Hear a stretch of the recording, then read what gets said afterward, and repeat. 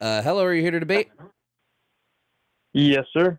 All right, can I just get your name, age, and pronouns, please? Yeah, my name is Tony. I'm 18, and I go by he and him. All right, Tony, are you going to vote for or have you voted for the enemy of the people, Donald Trump? So I have not voted for him because in, the past when he was first elected, I was still in elementary school. But I don't think I'm going to vote for him this time either, but I would vote for him over Kamala. Why would you vote for him over Kamala? So while I'm more of a centralist, leaning more towards, conservative, I don't really agree with the extremism and tribalistic politics that we're falling into. I think you can agree. No, I don't think Kamala has any extremist policies. In fact, she's too center of the road for me. What would you say are some of her extremist policies? I don't mean her specifically. I mean just the parties in general. I Okay. see Kamala. She's very middle of the road, left leaning. I'd say it's a lot Okay. better than previously. Well, the person that I would say is like the extremist is Donald Trump. I'd say Donald Trump is the extremist. I feel like he is riding off the train of the extremists for the benefit of his campaign versus his actual beliefs Well, no, as a president. I feel like he just straight up has extremist Yeah, policy sub on positions. Twitch, So, for nice. example, he wants to throw homeless people into prison camps.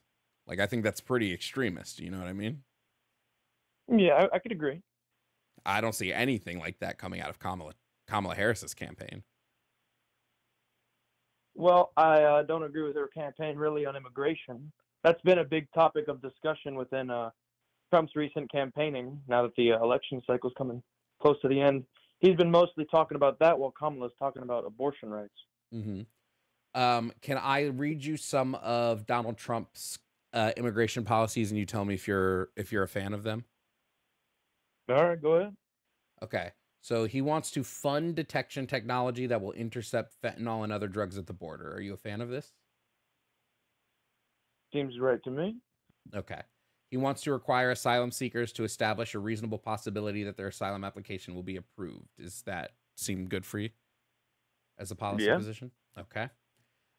He wants to shut down the border to new entrants if an average of more than 5,000 migrants per day try to cross unlawfully in a week. Do you agree with this position? I can agree. Okay. He wants to increase legal immigration by expanding family sponsored and employment based visas. So, allowing families that are already citizens here and employers to add visas to people that they want to sponsor. So, basically, allowing more legal immigration as opposed to illegal immigration. Do you agree with that? I can agree. Okay. Um, he wants to um, allow undocumented spouses of American citizens to stay in the U.S. while their immigration applicants are processed. So he, make sure people that are married to legal citizens, which gives them legal citizen status, like allow them to stay in the country until their thing is Yeah, processed. Do you agree with that? I can agree. Okay, those are all Kamala Harris's immigration policies that you agreed with. She has good policies then. Okay, so At least better than what I've been hearing. remember when you said you didn't like her immigration plan, that was incorrect. Well, it seems like in total, I mean, at least with Joe Biden and her following along with him throughout her time and the actual establishment of said policies, hasn't seemed to be going that well. And I'll say, as an immigrant myself, I'm first generation here, Cuban. I'll say from Obama's campaign, I mean, his immigration policy seemed all right and dandy, but he fucked over my country. Mm-hmm. Uh, sure. So What specifically did Joe Biden do to make immigration worse? necessarily, you can make the argument on both sides that he didn't make it worse, but at the same time, he didn't make it better, which is just making it worse. Okay. What could Joe Biden have done to make immigration better? I feel like a total reform of the Border Patrol system that doesn't end up with Texas wanting to secede would probably be nice. I'm sorry, say that Maybe one more more time. compromise with states that are border facing. I'm sorry, say that one more time.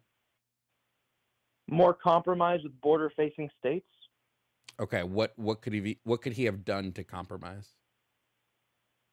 So most border facing states are conservative, and he should have at least considered the fact that these states being affected some of the most with immigration would have very not left leaning opinions when it comes to it. And that all accumulated in forget the dates exactly when they wanted to secede and all that talk was going on.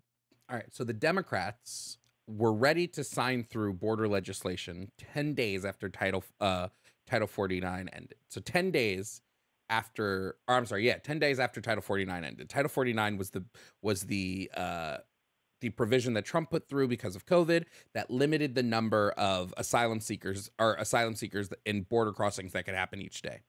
Democrats were ready to vote in funding for Border Patrol, funding for training at the border for Border Patrol. They were ready to sign in funding and to restart construction of the border wall, as well as hire judges to get us through the backlog of asylum-seeking cases that we had until the Republicans denied all of it.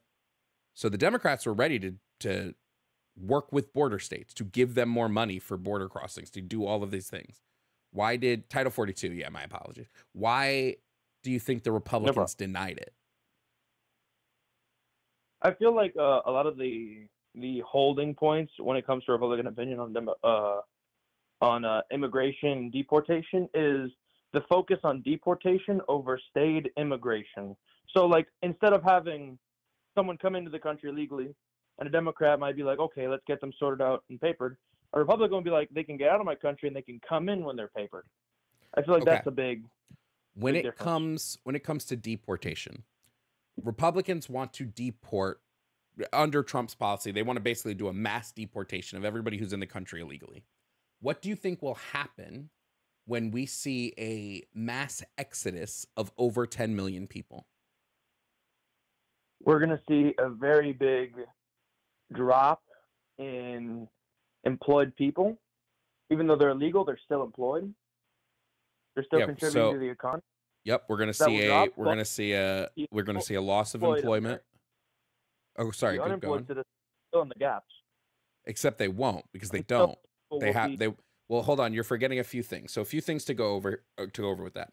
We're going to see a drop in employed people, especially people employed under the table, which means a lot of agriculture jobs are going to suffer. And we've seen this with states that have done mass ICE raids on farms. What we've seen is that these farms have nobody working them, and then their produce all goes to shit. There's specifically, I don't remember where the farm was, but there was a good documentary about a farm where this happened to, and they basically had to just give away their food to people in the community. They were like, hey, just come and pick what you want and take it. Californian one? I don't remember which one specifically, but they said, hey, come and just take what food you want because it's all going to spoil. We have nothing we can do. They lost a shit ton of revenue. Now, if you're okay with farms losing revenue, then it's not the worst thing to possibly happen. What we're also going to see is a major loss in tax revenue.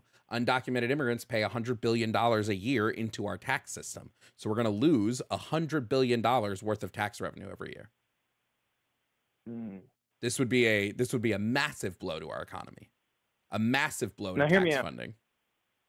Now hear me out. We're talking about just like the year after these immigrants are deported. However, aren't a large number of these immigrants going to at least try to get back into the country legally this time? Well, so typically when you're deported, you're not allowed to come back in legally. Come back. Well, wait, real quick. Typically, when you're deported, you're not allowed to come back in legally. Even if you become a citizen? Well, how can you become a citizen when you've been deported?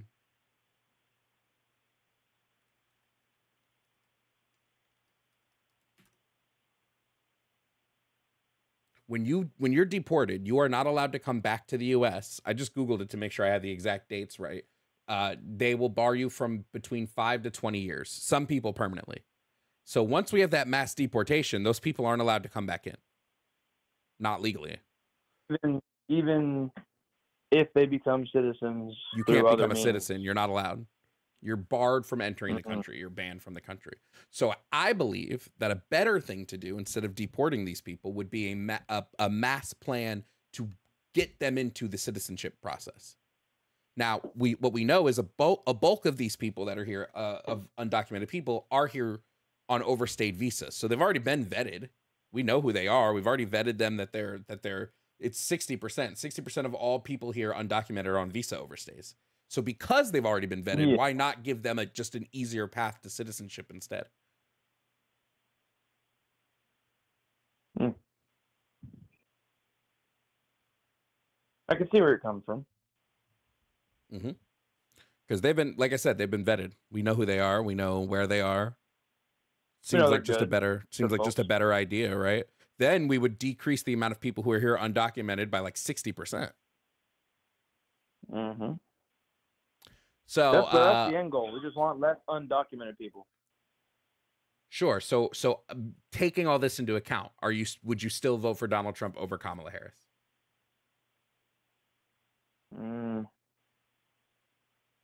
I still have to think about it because there are some other things like I'm let's say conservative wise, I don't really align myself with either party anymore, but I'm not gonna say I'm independent.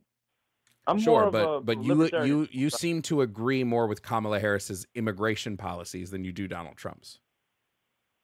I like a lot of her policies, but I also don't like a lot of her other ones, like on gun control and abortion. Sure. What is her policy surrounding gun control?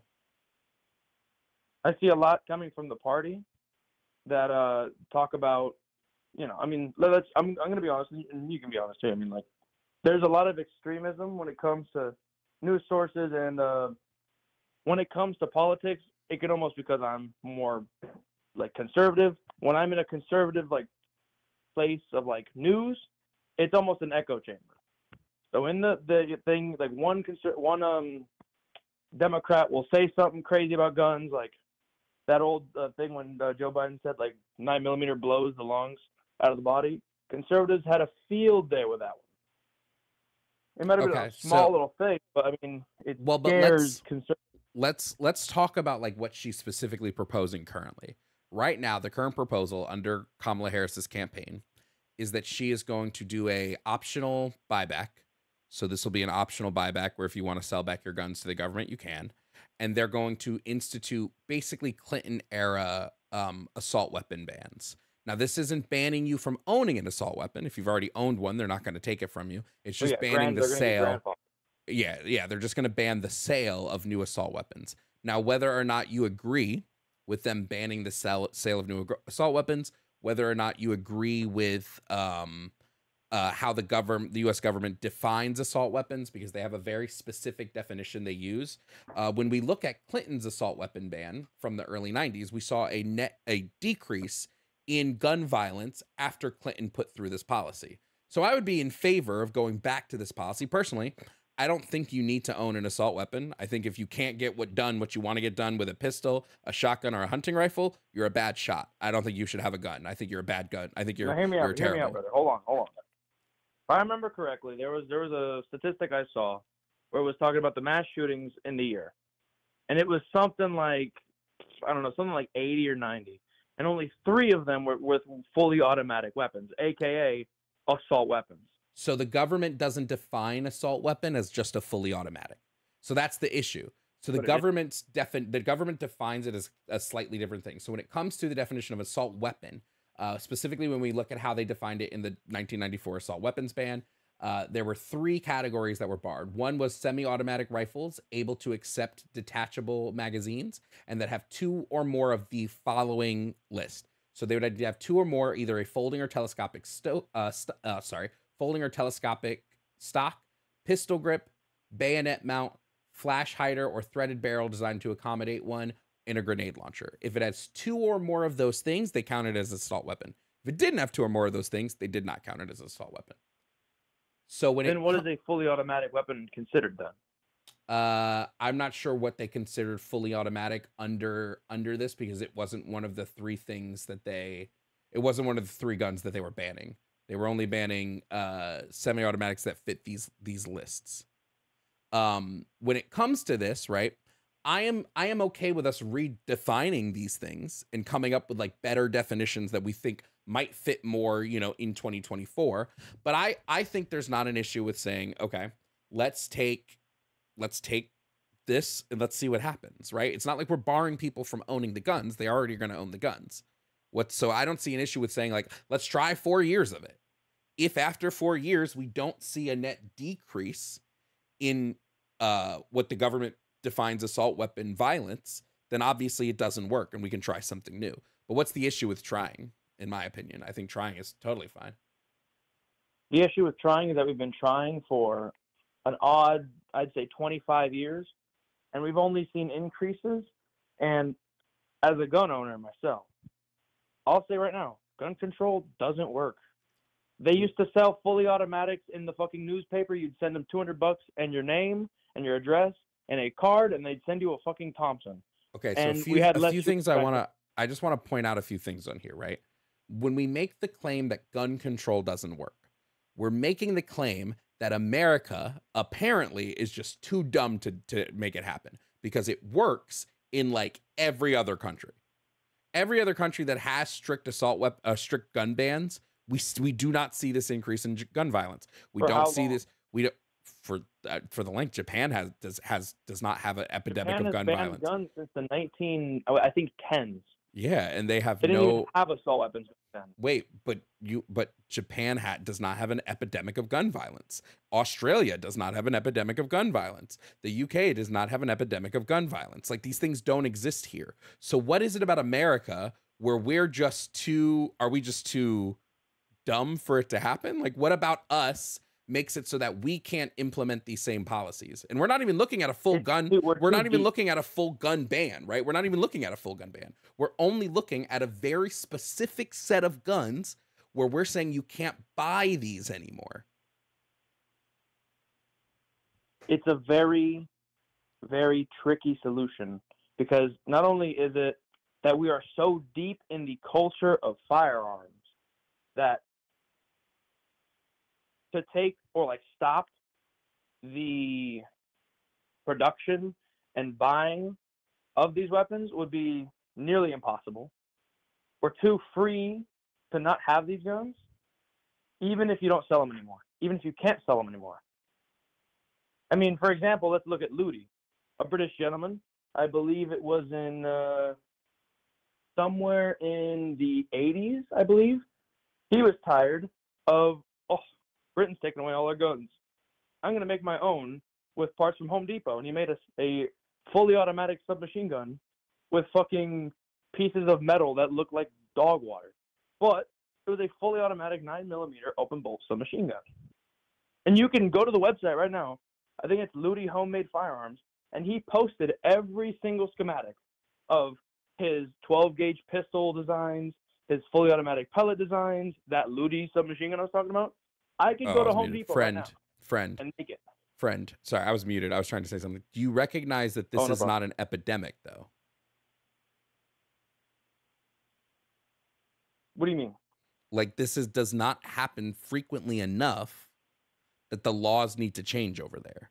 Whereas when we look at the United States, when we look at gun violence in the US, it does happen frequently enough, especially when we're looking at like mass shootings. It does happen frequently enough that I do think it warrants some type of policy change, as opposed to when we look at, for instance, Donald Trump made it much easier for people with criminal records or mental health issues to purchase guns. Do you believe this to be a good policy decision?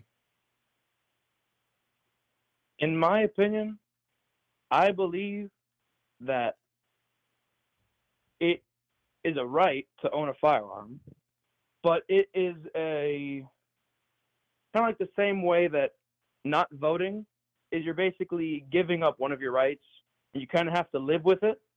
If everyone isn't carrying a firearm, you have to live with the consequences. I mean, think about things like the Wild West. And I know it's goofy to bring it up, but it's almost a herd mentality.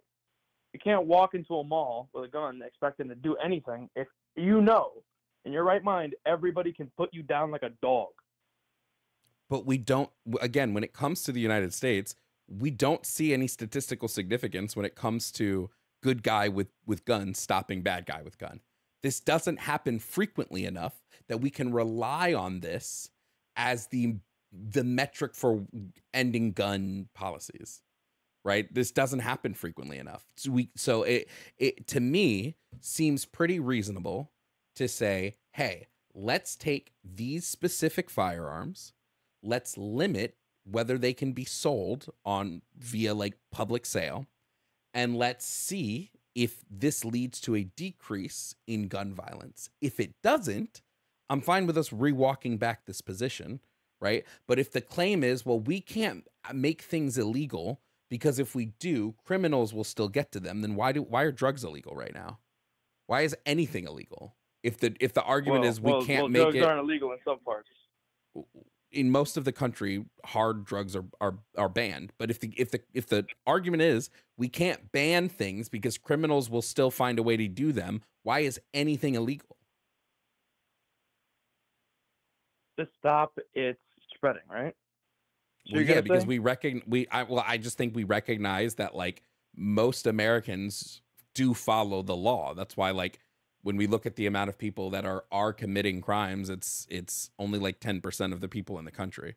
So like I do think most Americans do follow what is or is not legal. So I think we see, and if we see like last time, the last time we did it, that it led to a decrease in gun violence, why not do it? If it leads to a decrease in the violence.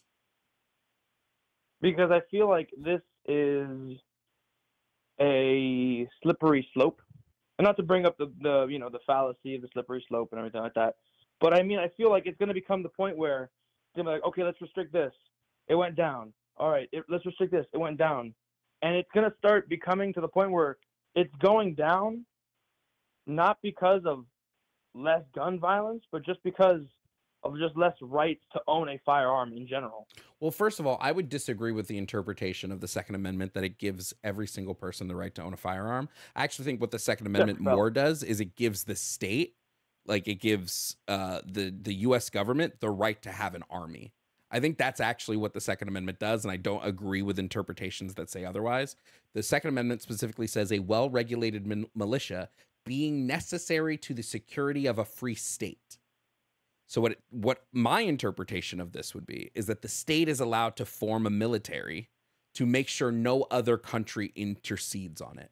That's what the interpretation I look at when I read the Second Amendment, because the security of a free state would be the U.S. government. The state is the government. The state is the federal government. That's what the state is.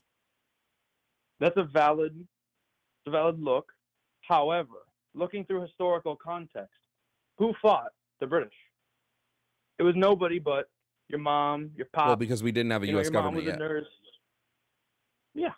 But what the founding fathers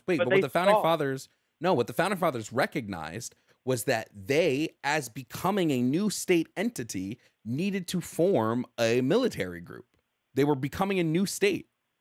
They needed a military to protect themselves. But again, if you want to say like the Second Amendment gives everybody the right to own guns, fine. But even under this interpretation, banning specific assault weapons is not removing your ability to bear arms. It's not doing that at all. You would still have the ability to bear arms. Point is a well-regulated. Well-regulated means we can both agree if an army is well-regulated, it's up to the standards of the world. If the French army still had bolt actions and were wearing the blue and red pants, it wouldn't be very well regulated. Well, it's a well-regulated militia. Yes. Of people. Mm-hmm. For the security of a free state. Mm-hmm. Which means we need to stay up to code. Well, I would say well-regulated means that we're able to regulate you in whatever way we want. Like that's what I would say well-regulated means. Well-regulated means that something is controlled, there are rules, there are all of this. So again, if we're saying that the rule is you can't own assault weapons that meet very specific criteria, right? Then I would argue that you're still not impeding on your Second Amendment right, because you can still own and bear arms. You can still own pistols. You can still own shotguns. You can still own... Nobody's invading the U.S. It's not happening, right? We have the most funded military in the world by a lot. We're not getting invaded. So the well-regulated militia isn't to fight against the US, it's to secure the free state. It's to protect. It's basically meant to supplement the US Army. It's like, hey, sometimes we need people to come in and supplement and help us. So we need you to be armed in case that happens. But it's not saying you can have this so you can combat the US Army. No citizen in this country can combat the US Army. The US Army has fucking unmanned drones. There's nothing you can do anyway. Could you reread the Second Amendment for me? Yeah, a well-regulated militia being necessary to the security of a free state, the right of the people to keep and bear arms shall not be infringed. That last part. Free state. Yes, being the necessary to the security no of a free state. They need to protect their free state. No, you cannot. Wait, no, you cannot make a state. The state is the U.S. government. So the protection of the free state would be the U.S. government. You can't all of a sudden decide that as a person, the U.S. government is no longer free, so I'm going to form a militia to fight back. That's not how that works. That's all right. I mean, you could, but you'd be squashed immediately. I don't believe that's what the Second Amendment is saying. I think the Second Amendment is saying... I feel like you're catching up too much on this point of you'll be squashed immediately. Well, you will be. That do not have exactly like what the British were saying. They're saying, oh... The British didn't have unmanned drones. We do. We have unmanned drones that can drop a payload. I could buy a drone right now. Wait, I'm sorry. I'm sorry. Pound of C4. I'm sorry. And then just go blow a fucking tank up. There you go. Same shit. Do you think that the citizens are going to be able to combat the U.S. military? Do you think that's what's going to happen? See, you're putting citizen against military. Well, that's what this is. But I mean, we learned these lessons from the Civil War. Who is the U.S. military? It's us. It's a guy just like me in a different uniform. And if he sees his own commander start being a little too rowdy, it's gonna be a mutiny. Well, that's not true. They're gonna switch sides. Well, that's not true. Happened before. Well, that's not true. Look at the Civil War. People switch sides. Not many. Not many. Most people fought for the places they were born. So the North tended to fight for the North, and the South tended to fight for the South. Briggs switch sides. Yeah, you can name fringe cases, but it's not the Lee, norm. the General Lee, the head of the Army of the Virginia. Yes, this is not the norm. Okay. Right. Look, this isn't the norm of what part happened. Of the U.S. Army before they went over. It wasn't like they were elected. Like most of them were elected. Yes, afterwards. And they left. These were all men in the U.S. Wait, and they lost because the Union was stronger than the seceding South. Yes. This is my point. They were squashed. They were beaten so thoroughly that they waved the white flag and gave up and surrendered. So people that are going to try to secede from the U.S. it's not going to work for them. Then. The Battle of Athens. You ever heard of it? What does one battle signify? They lost the war. I don't care if you win one battle. Battles other than the Civil War. Okay. It was outside the Civil War. What is this proving? Quick rundown, because I'm not going to take all day. These guys all got drafted in the military, and the town they left behind, the police and everything, the politician, the local governor got really corrupt. I'm talking they jail people for whatever they want, find them whenever they wanted, blah, blah, blah. These guys got back, and they're like, what the fuck is going on around here? So they ran their own guy.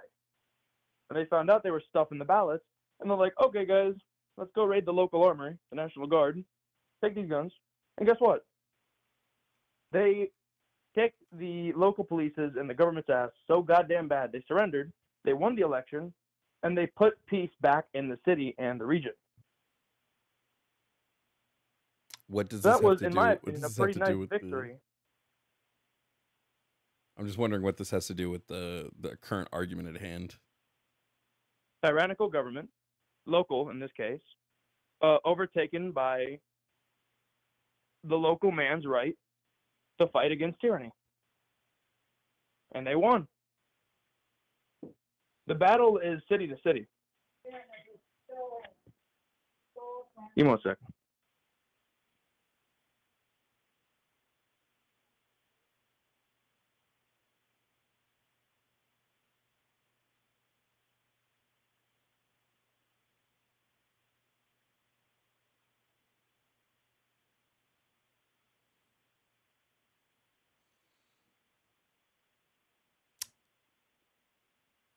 I do think it's time we moved on. It's been 30 minutes. All right. Well, it was a So- pleasure speaking with you, sir. All right. You too. Have a good one. You too.